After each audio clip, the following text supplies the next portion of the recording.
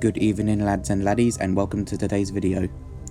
So a couple of days ago it was Five Nights at Freddy's 10th anniversary, which is wild. I remember playing the first game when it first came out. It is crazy to think it was that long ago.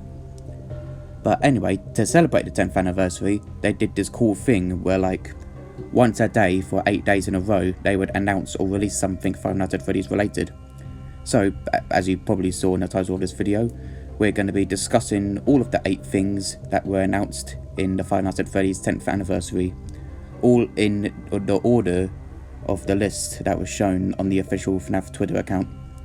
Now eventually that list was altered a bit, but I'm still going to do it in that order anyway. So without further ado, let's hop right in. So the first thing we got was the full release of My Pop Goos. Now if you're not aware of who Pop Goos is, he is a character from a FNAF fan game, and if you're not aware of what a fan game is, well, considering you're a FNAF fan, you probably do know what fan games are, so I'm not going to bother explaining that. So the game itself is like those, I can't remember what they're called, but it's like those old thingies where you have like a pixel dude inside a mini device, and you have to like take care of him, like feed him, drink him, get him to bed in time, entertain him and stuff like that. But like any other good FNAF game, there are lots of secrets hidden in it that you need to solve and uncover the truth of. And there's an actual proper story behind this, so you're going to need to solve that as well. Although I have neither watched people play it or played the game myself, so I don't know what this story is, but all that I know is that there is one behind it. So yeah, that's about it, and let's move on to the next thing we got.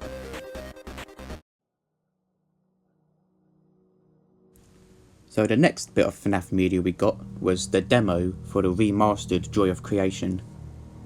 So the Joy of Creation is another FNAF fan game set in a dude's house. Actually, I think you play as Scott Cawthon. I don't know, my memory might just be a bit fuzzy, but I'm pretty sure you play as Scott Cawthon. Well, anyway, you're in a dude's house, your house actually, and the animatronics come and invade it. But these animatronics, they're basically the Wizards, but even more withered. These animatronics are not having a fun time keeping themselves together. Now, of course, it's a demo, so it's not the full game. It's only like one level. But of course, the full release is going to have multiple levels set throughout the house. So that's about it. So the third thing we got was the release of the VIP interactive novel, which I did not know was going to exist. Now if you're not aware of what an interactive novel is, it's basically just a regular book, but like whenever the main character faces a decision to make, you, the reader, make that decision. It'll be like, okay, so imagine if the main character is faced with a hallway that splits into 2 ways, and the character needs to decide which way to go down. The book will be like, if you want to go left, go to this page, and if you want to go right, go to this page. So it's basically just a video game on paper.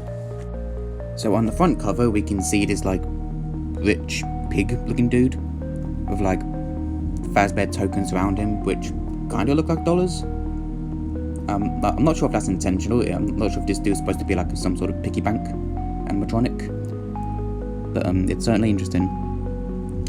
Now, of course I haven't read it, so I don't know.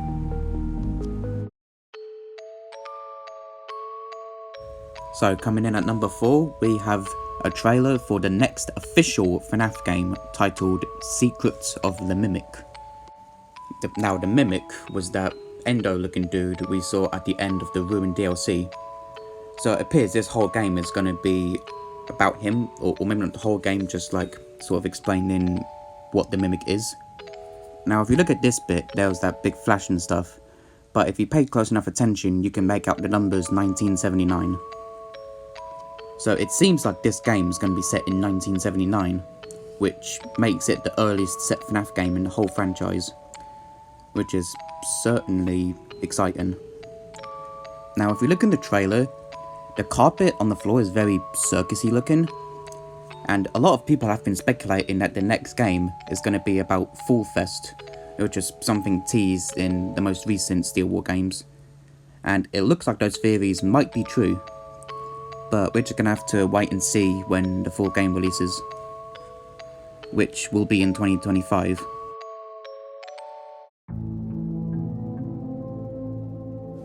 Now the next thing we got was a Scott Cawthon interview being conducted by none other than the famous FNAF YouTuber Dorco. Now this is actually the second time Dorco has interviewed Scott. The first time was a reward for him completing 50/20 mode, which I'm sure we're all aware of that momentous occasion.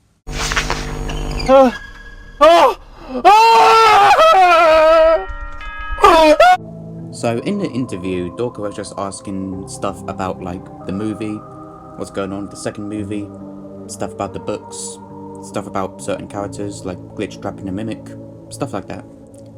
Something that was really interesting to me was that at some point they somehow started talking about Goosebumps and how like the books were adapted into a TV show, and Dorco asked if Scott would like to do something like that with the Fazbear Frights books, and he said that he'd certainly be interested in doing that and would like to get around to doing that one day if he gets a chance. So yeah, I'd love to see that. That'd be sick. Like the Fazbear Frights books as a TV show, that'd be cool. But of course only time can tell if that's actually going to happen, so let's just wait and see. So the next thing we've got is something that fans have been wanting for quite a while now, and that is Five Nights at Freddy's being added into the horror game Dead by Daylight. Now when people first heard that there was going to be a collab, they were speculating that it was either going to be Dead by Daylight or Fortnite, and it ended up being Dead by Daylight, which was a really good pick because, well, it's a horror game. Now we're not sure what is going to be added exactly, but let's be honest, the killer is most likely going to be Springtrap. And the map is obviously going to be a pizzeria, but maybe we could go outside of it and like in the surrounding neighborhood or something, I don't know. And not a lot of people are sure who the survivors are going to be, but like a lot of other things I've mentioned in this, we're just going to have to wait and see.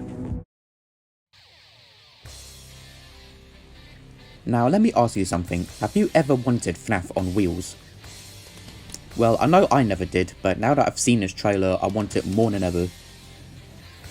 Let me bring to you 5 Laps at Freddy's, being developed by Click Team, which is a team I recognise the name of, but I'm not sure where I've heard it before, which is a bit odd.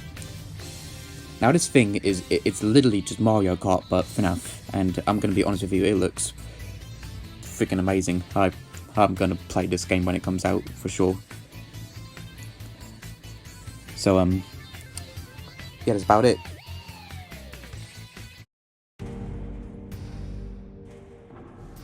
Now the final thing we've got for the FNAF 10th anniversary was the full release of the Into the Pit game, which is based on the first Fazbear Frights book Scott ever wrote. Now unfortunately this game did get leaked at first, someone just like found the trailer and just leaked it online, which is really annoying when people do that, but you know, it is what it is. But it doesn't matter now because the full game is out and it looks pretty good. I'm a fan of their choice of doing it like pixel but like 8-bit. That looks really good, and you know, the FNAF always had 8-bit minigames, so it makes sense. So yeah, I haven't got around to playing it yet, but I do plan on playing it soon. And I think you should too if you're a FNAF fan.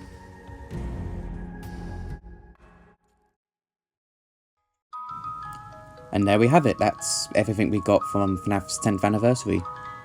Sorry this video's a bit late, I just got back from a camping trip, so I couldn't edit it in time.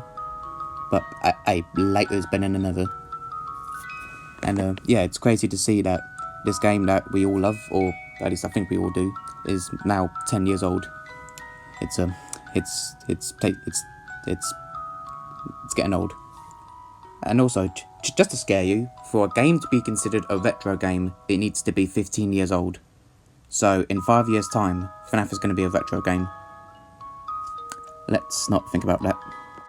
And also, Scott, if you're watching this, which you definitely are not, thank you for making these games. These games are so special to me, and again, I know you're definitely not going to be watching this, but still, thank you for making these. And it's great to see that the franchise is still kicking around, and it doesn't seem like there's going to be a shortage of FNAF anytime soon. So, yeah, I'm just going to go bugger off now. So, bye.